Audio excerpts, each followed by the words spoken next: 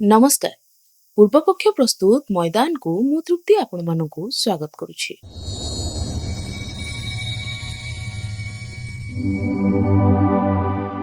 भारतीय क्रिकेट रु एक अत्यंत आश्चर्यजनक एवं गर्वर खबर सामना को आसीछि।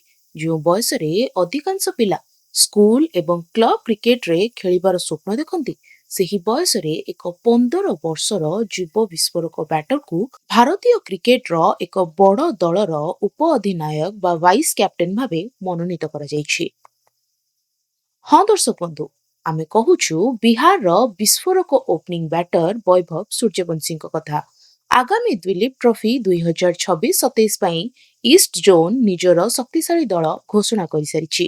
ଏହି ଦଳର କ୍ରିକେଟ ଅଧିନାୟକ ଭାବେ ଅଭିଜ୍ଞ ୱିକେଟ କିପର ଓ ବ୍ୟାଟର ଇଶାନ କିଶାନଙ୍କୁ ଦାୟିତ୍ୱ ଦିଆଯାଇଥିବା ବେଳେ ମାତ୍ର 15 ବର୍ଷୀୟ ବୈଭବ ସୂର୍ଯ୍ୟବଂଶୀଙ୍କୁ ଉପ ଅଧିନାୟକ ପଦବୀ ଦେଇ ଚୟନକର୍ତ୍ତା ସମସ୍ତଙ୍କୁ ଚକିତ କରିଦେଇଛନ୍ତି। ତେବେ ଏହି ଭିଡିଓଟିକୁ ଶେଷ ପର୍ଯ୍ୟନ୍ତ ନିଶ୍ଚୟ ଦେଖନ୍ତୁ ଓ ଆମ ଚ୍ୟାନେଲକୁ ଏବେ ହିଁ ସବସ୍କ୍ରାଇବ କରିନିଅନ୍ତୁ। ତେବେ ଦର୍ଶକ ବନ୍ଧୁ, ଗତ କିଛି ମାସ ହେବ ବୈଭବ ସୂର୍ଯ୍ୟବଂଶୀ ଯେଉଁଭଳି ଭାବରେ ରନ୍ସର ବର୍ଷା କରୁଛନ୍ତି ତାହା ଭାରତୀୟ କ୍ରିକେଟ ଇତିହାସରେ ବିରଳ।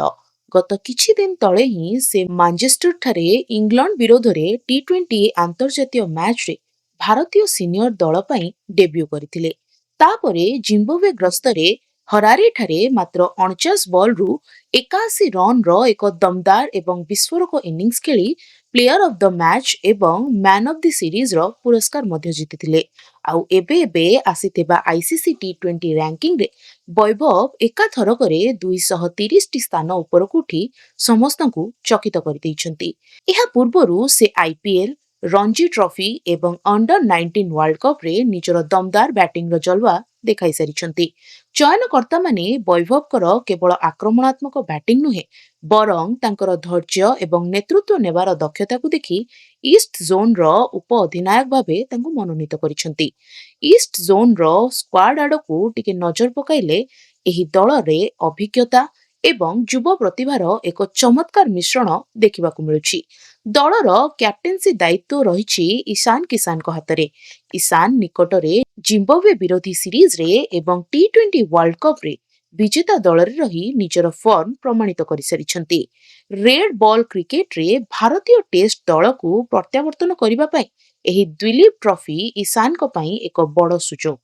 ସବୁଠାରୁ ବଡ଼ କଥା ହେଉଛି ଟିମ୍ ଇଣ୍ଡିଆର ଦିଗ୍ଗଜ ପେସ୍ ବୋଲର ମହମ୍ମଦ ଶାମି ଏହି ଦଳରେ ପେସ୍ ବୋଲିଂ ଆକ୍ରମଣର ନେତୃତ୍ୱ ନେବେ। ଶାମିଙ୍କ ସହ ବେଙ୍ଗଲର ମୁକେଶ କୁମାର ଏବଂ ସୁରଜ ସିନ୍ଧୁ ଜସୱାଲ ମଧ୍ୟ ରହିଛନ୍ତି। ଏହା ବ୍ୟତୀତ ବେଙ୍ଗଲର ନିର୍ଭରଯୋଗ୍ୟ ଓପନର ଅଭିମନ୍ୟୁ ଇସ୍ୱାନ ମଧ୍ୟ ଦଳରେ ସ୍ଥାନ ପାଇଛନ୍ତି। ଓଡ଼ିଶାର କ୍ରିକେଟ ପ୍ରେମୀମାନଙ୍କ ପାଇଁ ମଧ୍ୟ ରହିଛି ଏକ ଖୁସି ଖବର। ଓଡ଼ିଶାର ତାରକା ମିଡିଲ ଅର୍ଡର ବ୍ୟାଟର ଶୁଭ୍ରାଂଶୁ ସେନାପତି ଇଷ୍ଟ ଜୋନ୍ର ମୁଖ୍ୟ 15 ଜଣିଆ ସ୍କ୍ୱାଡ୍ସରେ ସ୍ଥାନ ପାଇଛନ୍ତି। ସେହିପରି ଷ୍ଟାଣ୍ଡବାଇ ତାଲିକାରେ ଓଡ଼ିଶାର ସମ୍ବିତ ଏସ୍ ବରାଳ ଏବଂ ସ୍ୱସ୍ତିକ ସାମଲ ମଧ୍ୟ ସ୍ଥାନ ପାଇଛନ୍ତି। ଆସନ୍ତୁ ନଜର ପକାଇବା ଇଷ୍ଟ ଜୋନ୍ର ସମ୍ପୂର୍ଣ୍ଣ ସ୍କ୍ୱାଡ୍ ତାଲିକା ଉପରେ। ଅଧିନାୟକ ଓ ୱିକେଟ କିପର ଭାବେ ଝାଡ଼ଖଣ୍ଡରୁ ଇଶାନ କିଶାନ, ଉପ ଅଧିନାୟକ ଭାବେ ବିହାରରୁ ବୈଭବ ସୂର୍ଯ୍ୟବଂଶୀ, ବେଙ୍ଗଲରୁ ଅଭିମନ୍ୟୁ ଇସ୍ୱାନ, ସୁଦୀପ କୁମାର ଘରାମୀ, ଶହବାଜ ଅହମ୍ମଦ, ସୁରଜ ସିନ୍ଧୁ ଜସୱାଲ, ମହମ୍ମଦ ଶାମି, ମୁକେଶ କୁମାର। ସେହିପରି ଝାଡ଼ଖଣ୍ଡରୁ କୁମାର କୁସାଗ୍ର, ଶିଖର ମୋହନ, ଅନୁକୂଳ ରୟ, ବିରାଟ ସିଂଙ୍କ ସହ ଓଡ଼ିଶାରୁ ଶୁଭ୍ରାଂଶୁ ସେନାପତି, ଆସାମରୁ ଡେନିସ ଦାସ ଓ ତ୍ରିପୁରାରୁ ଅଭିଜିତ ସରକାର ରହିଛନ୍ତି। ତେବେ 15 ବର୍ଷର ବୈଭବ ସୂର୍ଯ୍ୟବଂଶୀ ଯେଉଁଭଳି ଭାବେ ନିଜ ବ୍ୟାଟିଂ ଓ ନେତୃତ୍ୱ ଗୁଣ ଦ୍ୱାରା ଦିନକୁ ଦିନ ନୂଆ ଇତିହାସ ରଚୁଛନ୍ତି ତାହା ପ୍ରତ୍ୟେକ ଭାରତୀୟ କ୍ରିକେଟ ପ୍ରେମୀଙ୍କ ପାଇଁ ଏକ ଗର୍ବର ବିଷୟ। ମହମ୍ମଦ ଶାମି ଏବଂ ଇଶାନ କିଶାନଙ୍କ ଭଳି ଆନ୍ତର୍ଜାତୀୟ ସ୍ତରର ଖେଳାଳିଙ୍କ ସହ ଡ୍ରେସିଂ ରୁମ୍ ସେୟାର କରିବା ପରେ ଏବଂ ଉପ ଅଧିନାୟକ ଭାବେ ଦଳ ପରିଚାଳନା କରିବା ପରେ ବୈଭବଙ୍କ କ୍ୟାରିୟରକୁ ଏହା ଆହୁରି ମଜବୁତ କରିବ ବୋଲି ଆଶା କରାଯାଉଛି। ଦର୍ଶକ ବନ୍ଧୁ, ଆପଣଙ୍କ ମତରେ ବୈଭବ ସୂର୍ଯ୍ୟବଂଶୀ କଣ ଖୁବ୍ ଶୀଘ୍ର ଭାରତୀୟ ଟେଷ୍ଟ କ୍ରିକେଟରେ ନିଜ ଜାଗା ତିଆରି କରିପାରିବେ? ଇଷ୍ଟ ଜୋନ୍ ଦଳର ଏହି କମ୍ବିନେସନ ଆପଣଙ୍କୁ କେମିତି ଲାଗିଲା? ଆପଣଙ୍କର ଏହି ବିଷୟରେ କଣ ମତାମତ ରହିଛି ଆମକୁ କମେଣ୍ଟ କରି ନିଶ୍ଚୟ ଜଣାନ୍ତୁ। ଆଜିର ଏହି ବିଶେଷ ବିଶ୍ଳେଷଣରେ ଏତିକି।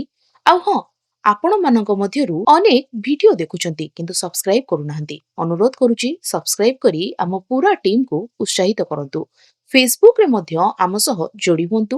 ପୁଣି ଦେଖାହବ ଏକ ନୂଆ ବିଶ୍ଳେଷଣ ସହ। ସେ ପର୍ଯ୍ୟନ୍ତ ମୋତେ ବିଦାୟ ଦିଅନ୍ତୁ। ରହୁଛି ନମସ୍କାର। अल्प परिश्रम अधिक आय देउछि सौमेन अग्रवती। सुलभ मूल्य मेसिन नियंतु आउ घरे बसी निजे स्वावलंबी हेबा सहित अन्य को रोजगार दियंतु। सौमेन अग्रवती, फ्लैट नंबर A88, शहीद नगर, भुवनेश्वर।